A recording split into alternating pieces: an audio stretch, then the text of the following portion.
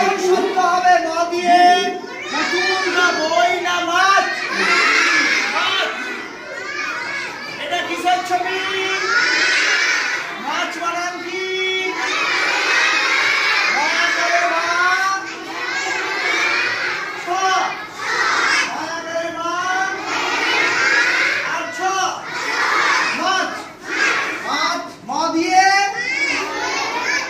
এবার দেখি পরে কি আসে, দেখি পরেরটা কি বর্ণ আসে। বয়সিন্দ্র কি আসলো? বয়সিন্দ্র, বয়সিন্দ্র দিয়ে কি হবে? রকেট না সার না শাড়ি? রকেট।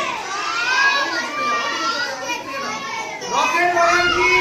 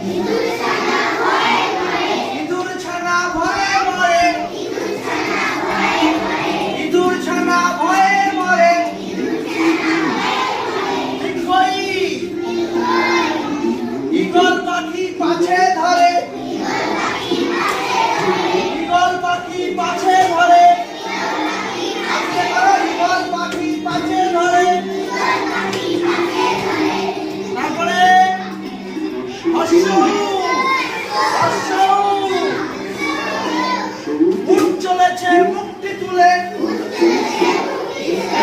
বড় মুখ না, উঠ চলেছে মুক্তি তুলে,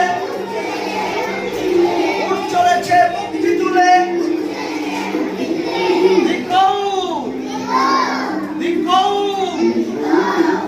দীর্ঘটি আছে ঝুলে, দীর্ঘটি আছে ঝুলে। ঋষি মশাই বসেন পূজায়, ঋষি মশাই বসেন পূজায়, ঋষি মশাই বসেন পূজায়।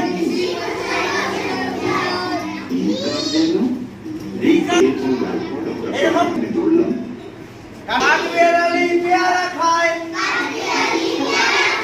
খতে খরগোশ, খরগোশ ছানা দৌড়ে বেড়ায়, খরগোশ ছানা দৌড়ে বেড়ায়। খতে গরু, গরু খায় সবুজ ঘাস, গরু খায় সবুজ ঘাস। খতে পক্ষীরাজের ঘোড়া আকাশে ওড়ে,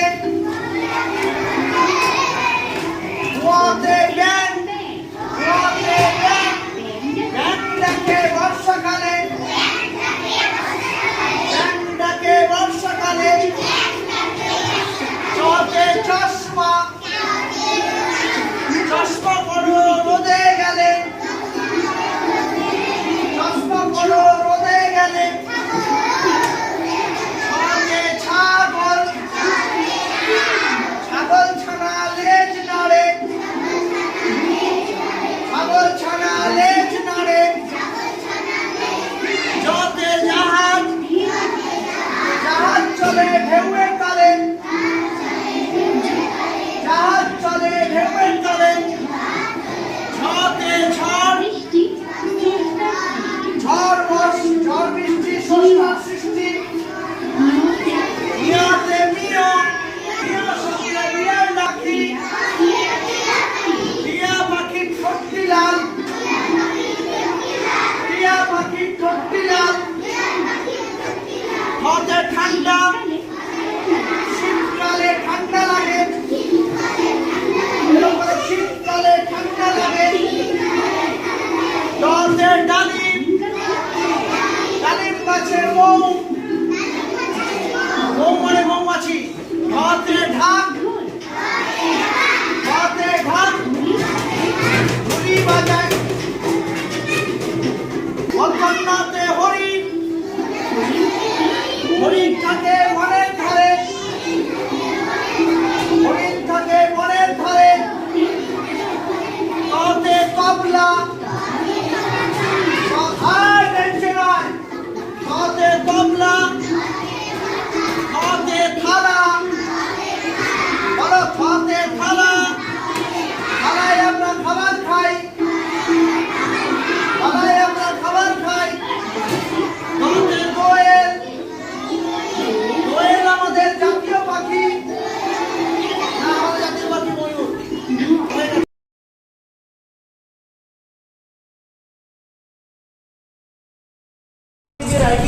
কম্পিটিশনটা করব, তোমাদের টপিকসগুলো দিয়ে দেওয়া হলো, তার মধ্যে যে কোনো একটা টপিকস নিয়ে লিখবা, কিন্তু সেই টপিকসটাতে যখন লিখবা বাংলায় বা ইংরেজিতে লিখতে পারো 30 মিনিটের মধ্যে, কিন্তু লিখতে হবে কলম দিয়ে লেখা যাবে না, এমনি কাঠের রুল দিয়ে লেখা যাবে না। এই যে এরকম রুল পাওয়া যায়, এটা হচ্ছে কাগজের রুল।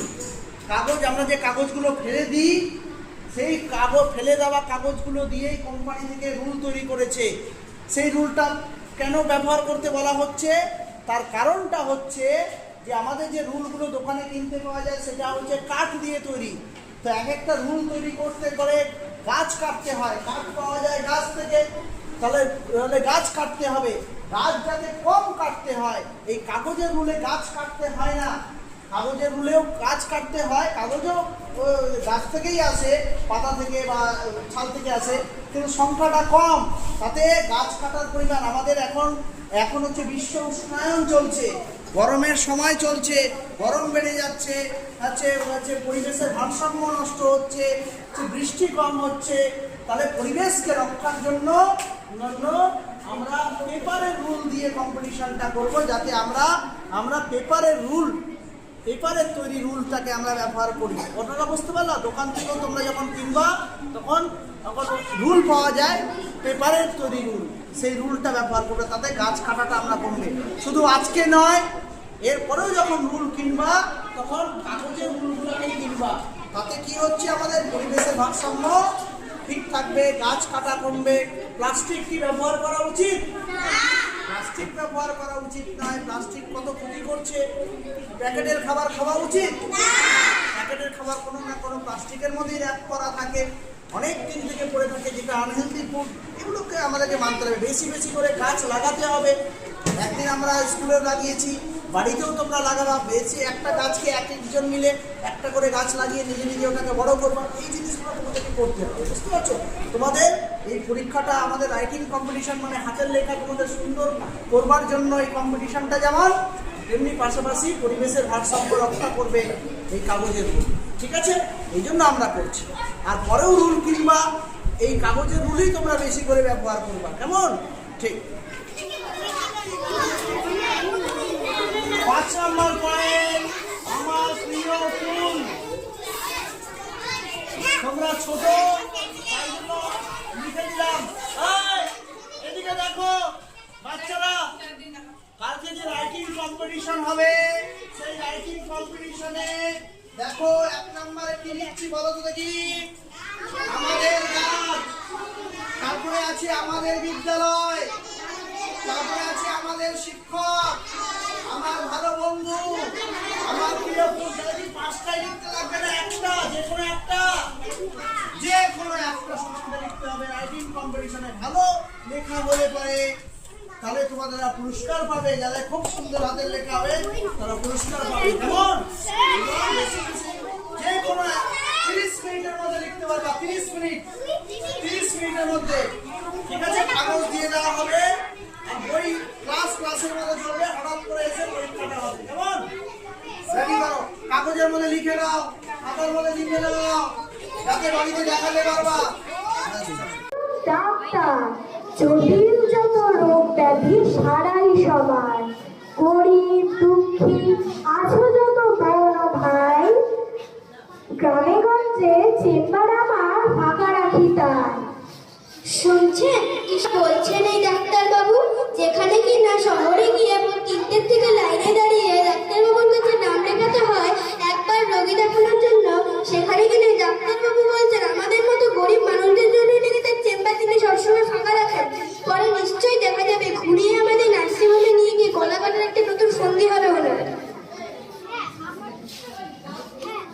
আমারও তো তাই মনে হচ্ছে, তবে ডাকছি যখন যাই একবার, সব বুঝে সুঝে না হয়তো পালাবো আবার।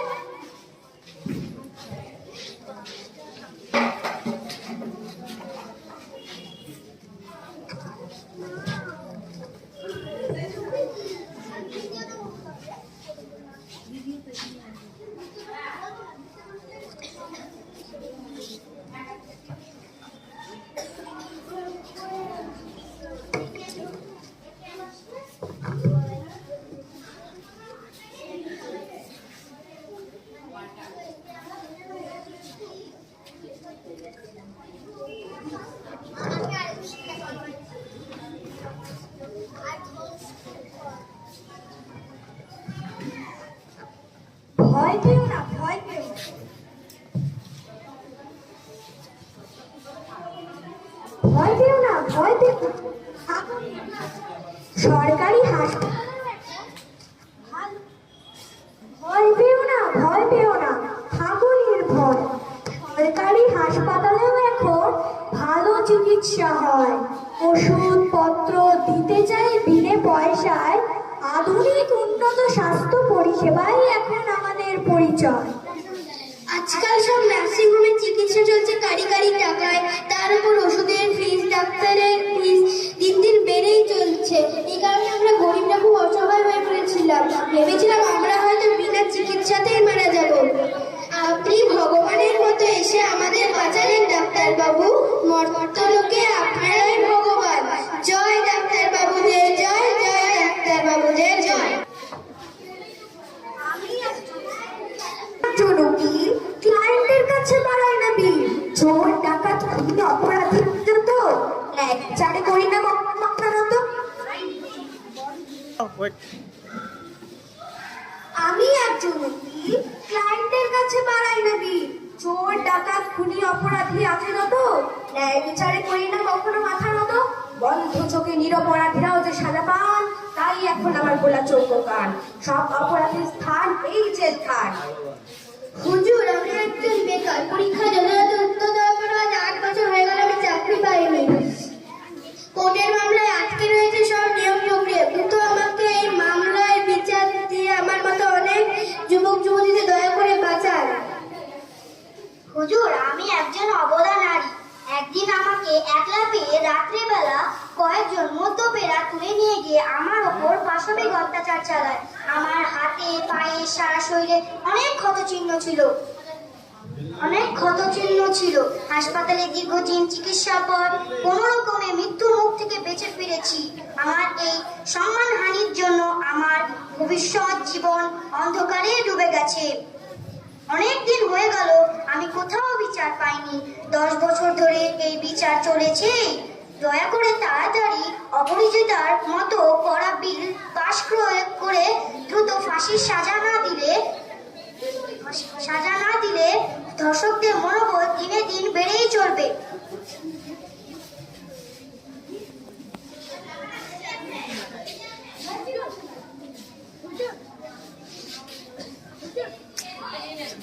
আমার ছেলেকে খুন করে তার সর্বস্ব দূর করে নিয়ে গিয়েছে। দুষ্কৃতীরা যেগুলো ছাড়াতে ঘুরে বেড়াতো, তাদের ধরে উপযুক্ত সাজার ব্যবস্থা না করলে তারা আমাদের খুন করবে। শহরে গ্রামে গুন্ডা মস্তানদের দৌরাত্ম্য খুব বেড়ে যাচ্ছে দিন দিন। অর্ডার অর্ডার অর্ডার, সমস্ত দিক বিচার বিশ্লেষণ করে আজ থেকে মামলা বলে রায় দেওয়া হচ্ছে। প্রথম জন, আপনার নিয়োগ প্রক্রিয়া দুষ্প্রয়োগ করা হবে। দ্বিতীয় জন, যেসব দুষ্কৃতীরা আপনার উপর পাশবিক অত্যাচার করেছে তাদের ফাঁসি দেওয়া হবে। তৃতীয় জন, যেসব গুন্ডা মস্তানরা আপনার ছেলেকে খুন করেছে তাদের 15 বছর সশ্রম কারাদণ্ড ও 50,000 টাকা জরিমানা ধার্য করা হলো। এবং বর্তমান রাজ্য সরকারের সংশ্লিষ্ট দপ্তরগুলিকে নির্দেশ দেওয়া হচ্ছে যে আগামী 15 দিনের মধ্যে মহামান্য হাইকোর্টের রায় অনুযায়ী আপনাদের জন্য সব ব্যবস্থা করে রিপোর্ট পেশ করবেন। পুলিশ প্রশাসন আপনার এই 3 জনের নিরাপত্তার ব্যবস্থা সুনিশ্চিত করবেন।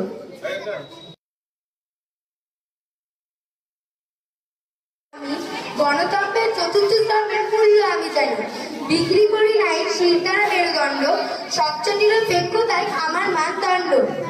এই টিভিতে খবরের চ্যানেলগুলিতে যেসব বারবার হচ্ছে, বাস্তবে কিছুদিন পর দেখা যাচ্ছে সেগুলো সব ভুয়ো খবর ছিল। একই যে প্রতিদিন বারবার চালিয়ে মানুষের মনকে বিভ্রান্ত করে ফেলেছে এই খবরের চ্যানেলগুলি। আমিও তো তাই দেখতে পাচ্ছি। সাংবাদিকরা দিন দিন তাদের গ্রহণযোগ্যতা হারাচ্ছে। নেগেটিভ রিপোর্ট না দেখালে বা না দেখলে তাদের মার্কেটিং টিআরপি পাচ্ছে না। সেই জন্য বিভিন্ন চ্যানেলকে কিনে নিচ্ছে সরকারি দল, অন্যদের আটকাতে ধুলো খবর দেখানোর জন্য। তাই এদের এখন পেইড নিউজ বলা হচ্ছে। দাদারা শুনুন, সবাই তো আর একরকম নয়, শুধু সমালোচকদের কেন, আপনাদেরও বাইকটি আমি নেব। আমি সত্যকে সত্য রূপেই দেখাই মানুষের কাছে। আমাকে কোনো রাজনৈতিক দল অথবা ব্যক্তি প্রভাবিত করতে পারে না। এটাই তো আমরা চাই। বেশ, তাহলে আমরা আপনার এই নিরপেক্ষ সত্যি সবাই মিলে দেখবো, প্রত্যেকদিন নতুন নতুন অজানাকে জানবো। আমি একজন শিক্ষক, বাইরের টিউশনে বন্ধ, স্কুলের কাছে মনোযোগ তাই কেউ মিনি তাই কাজ করায়। আমার ছাত্রছাত্রী আছে যত, জ্ঞানী বিজ্ঞানে তারা মানুষ তত। হাটে বাজারে বাড়ি বাড়ি আছে হয়তো নিরক্ষর শিক্ষক কর্মচারী। সরকারি স্কুলে পড়াতে হবে তাদের, দিতে হবে শিক্ষার সমান অধিকার। এক বন্ধু ওই স্যার কি বলছেন কি না দোকানে বাজারে যারা কাজ করে, যারা পড়াশোনা জানেন না তাদেরকেও নাকি সেই স্যার পড়াবেন, প্রকৃত মানুষ তৈরি করবে। তুই ওসব ফাউকামি কথা ছাড়তো, পরে বলবে বাড়িতে এসে টিউশনি না পড়লে প্র্যাকটিক্যাল নাম্বার পারবে না। প্রত্যেক স্যারের আলাদা আলাদা নোট, সে মতো নোট কিনে তারপর লিখতে হবে পরীক্ষায়। নোটগুলো না হলে নম্বর কম, বুঝেছিস ভাই? আমার প্রিয় ছাত্রছাত্রীরা, তোমরা এসো। শিক্ষা শুধু বিষয় নয়, কিন্তু সমাজ সেবা। তোমরা স্কুলে বা কলেজে পড়তে যাও, তোমাদের জন্য 8তলা 10তলা বড় বড় ইউনিভার্সিটি তৈরি হচ্ছে। নিয়মিত পাঠ্যবই পড়লে আর বাইরের টিউশনের দরকার হয় না। তাই যারা এখনো অর্থের অভাবে পারিবারিক কারণে পড়তে পারছো না, হাটে বাজারে দোকানে বাড়িতে কাজ করছো শিশু বয়স থেকে, তাদের জন্য সরকারি স্কুলে শিক্ষক শিক্ষিত আছে। এখন থেকে ওদের তো অবসরে অনলাইনে পড়াশোনা করেই বেশি মানুষ বের করতে হবে। তবে আমার এই উপদেশ তোমার বড় হয়ে তোমাদের জন্মভূমি এদের সাথে কখনো বাইরে ছিল না। তোমাদের জ্ঞানের ভান্ডার বড় হয়ে বিদেশকে ফিরিয়ে দিও না। ভবিষ্যতে নিজের পিতা মাতা ও ভারতের জন্যই কাজ করে। এতে মনে শান্তি পাবে, আমি তোমাকে স্যার